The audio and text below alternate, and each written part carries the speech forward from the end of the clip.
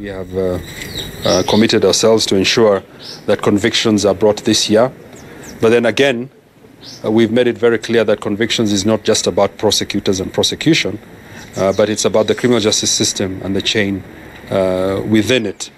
And it will be as weak as the chain that is weak. And we are asking, and we have given reasons why, we are asking for a level playing field. I think I've asked that severally, without blaming anybody within the criminal justice system. And hopefully we will get that. I think there's been some positive indicators that that will be the case.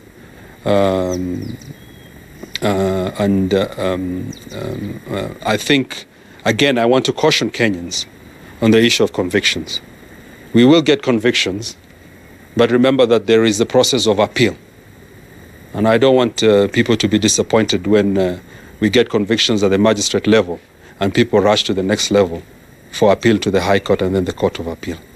Because then the narrative will change. And the narrative will be, why are these people still outside there, or why have you allowed the appeal to take place? This is constitutional, it's a constitutional right, and people have the right to appeal. So I'm cautioning Kenyans that we are confident we will get the convictions. But once the appeal process kicks in, you know, the blame should not be shifted to the ODPP or investigators or any other person. And neither should they blame the judiciary, because it is the right of everybody to have an appeal and to appeal against any ruling that is there until they exhaust the whole criminal justice process. I think I don't want to belabor too much on this issue. We are committed. When it comes to issue of recovery, this year you will see huge recoveries. We now have the prosecution fund that was set up last month. We already have 2.9 billion in that account. We're setting up an administrative regulation and team that will oversight it. It will be independent from the ODPP.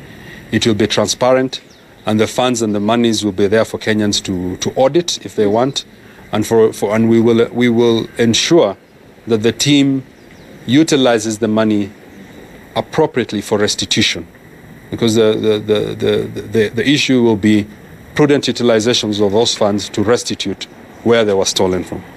And of course, part of the money will also be utilized to enhance the capacities of investigators and prosecutors. We have pledged a lot more for this year. We will be concentrating in delivering, this is the most important thing, in delivering convictions this year. I think with those few words, probably the last thing that I will talk about is the respect of court orders. It is very important for all of us to respect court orders. And the ODPP has been at the forefront in enforcing court orders, whether they be bail terms, enforcing bail terms, or otherwise. And we are urging everybody to do that. However, it should be very clear that we did have a contempt of court act that was, however, pronounced to be unconstitutional by the judiciary. And because of that, we have no recourse to enforce it, from a criminal perspective. We had to revert back to the English law, which is civil in nature, and we are asking that we are in discussion with the Attorney General for that particular act of contempt of court act to be brought back, so that those who break and do not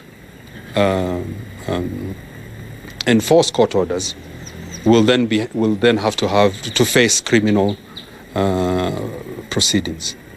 So with those few words, we want to, as ODPP, reiterate our commitment to the rule of law and of course the Constitution of our Republic.